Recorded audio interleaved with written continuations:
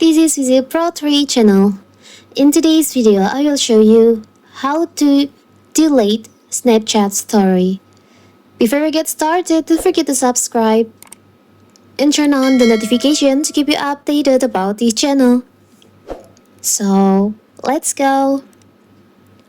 We have all been in a situation where we have accidentally shared photo or video we didn't mean to as a story on Snapchat. This can be embarrassing and may also get you in trouble.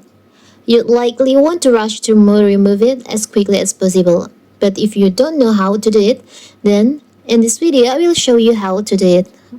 So first of all, of course, we have to open our Snapchat. Now you can tap on the upper left corner on your story on here. You can see, you can scroll down and there's your stories. You can tap on your story that you want to delete. Here's your story that you want to delete. You can tap on the upper right corner, the three dots over here. There is an option delete. You can just tap on that.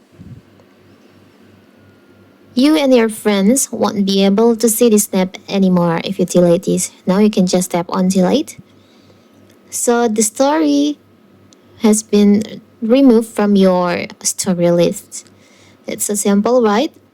So that is how to delete story on Snapchat.